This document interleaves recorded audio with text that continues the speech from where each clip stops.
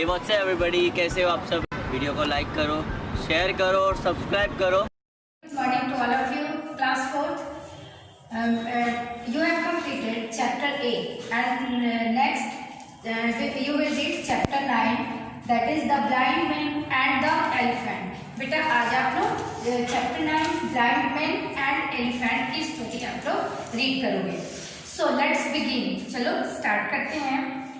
Feel, describe and guess the object given to you.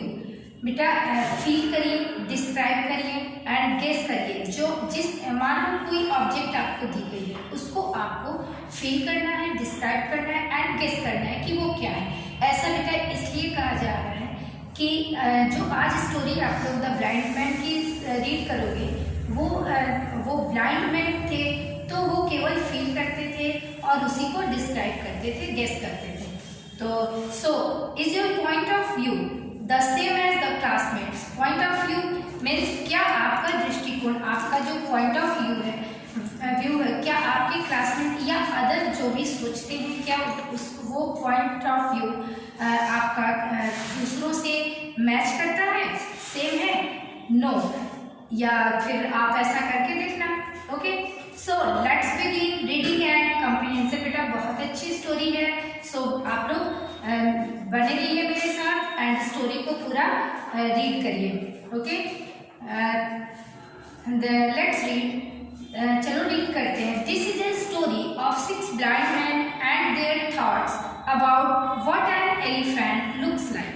बेटा यह एक 6 ब्लाइंड मैन की स्टोरी है और उनके विचारों की स्टोरी है जो what an elephant looks like, जो वो क्या सोचते रहते हैं एलिफेंट के बारे में, एलिफेंट कैसा दिखता है।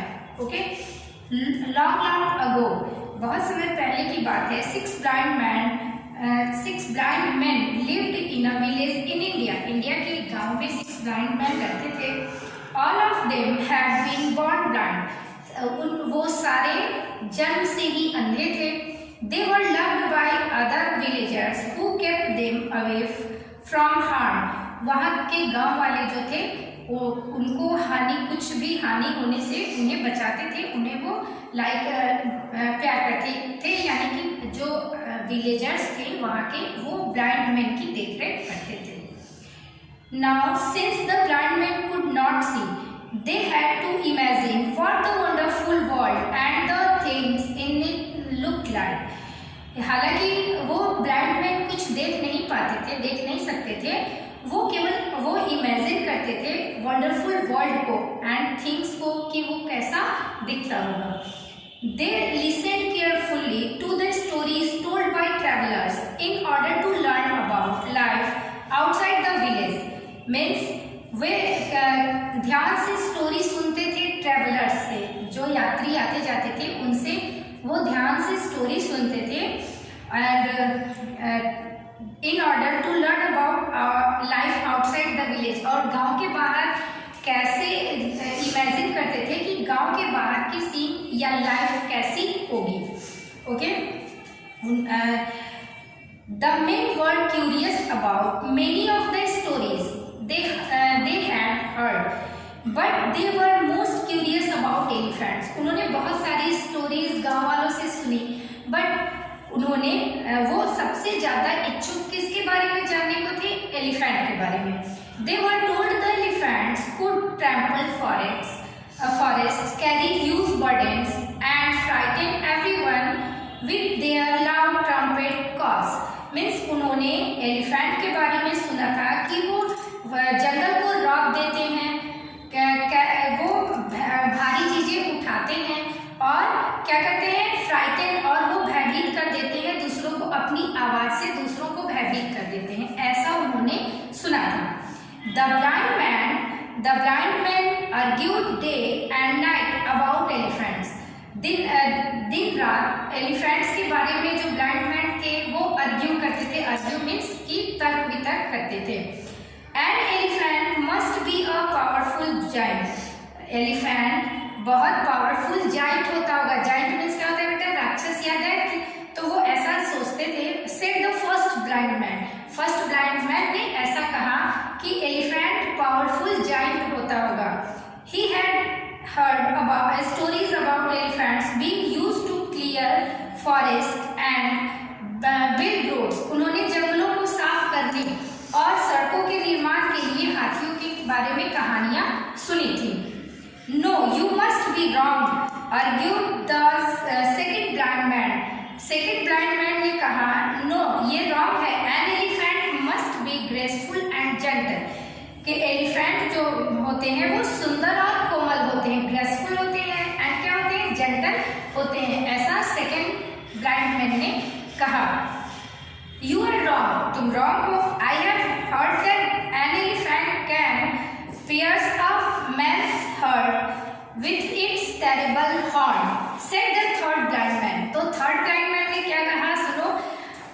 मैंने सुना है कि एलिफेंट जो होते हैं वो मैन के हार्ट में अपने टेरिबल हॉर्न यानी कि भयानक सिंग से हार्ट को छेद कर डालते हैं. ऐसा थर्ड ब्लाइंड मैन ने कहा. Okay, so please said the fourth blind man. You are all mistaken. Fourth blind man ने कहा, तुम सभी मिस्टेक कर रहे हो. An elephant is nothing more than a large sort of cow. Means तुम सभी मिस्टेक कर रहे हो. हाथी क्या है, हाथी एक बड़ी गाय की तरह होते हैं. हाथी एलिफेंट जो होते हैं वो एक सॉर्ट ऑफ काउ यानी बड़ी गाय की तरह होते हैं. I am sure that an elephant is something magical, said the fifth blind man.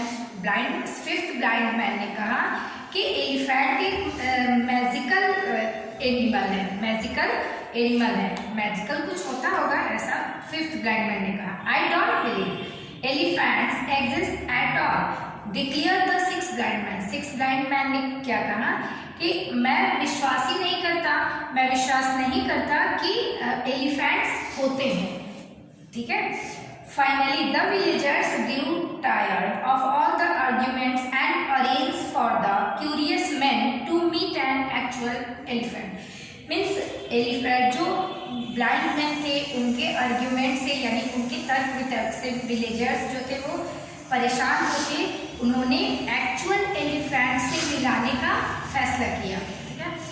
A young boy from their village guided the blind man towards the elephant that was in their Raja's palace. Means एक young boy गांव का जो था उन्होंने blind man को ले जाने में उनकी सहायता की. राजा के महल तक उन्हें ले जाने में सहायता की. उन्होंने राजा के पैलेस में एलिफेंट को, एक्चुअल एलिफेंट जो सही का एलिफेंट है उसे दिखाने का, उसे देख तो नहीं पा रहे थे बट उनसे मिलाने का उन्होंने फैसला लिया था. तो एक यंग मैन उनके साथ गया. Okay. The smallest man put his hand on the boy's shoulder. लड़के के कंधे पे जो एक छोटा सा जो उनमें से जो सबसे छोटा था वो लड़के के कंधे पे अपना हाथ रखा. The second blind man put his hand on his friend's shoulder. और उसके फ्रेंड का जो शोल्डर था उस पे दूसरे ने हाथ रखा. And so on until all the six men were ready to walk safely behind the boy who led them to the animal. और ऐसे ही करके सभी ब्लाइंड मैन लड़के के साथ राजा के पैलेस में जाने गए.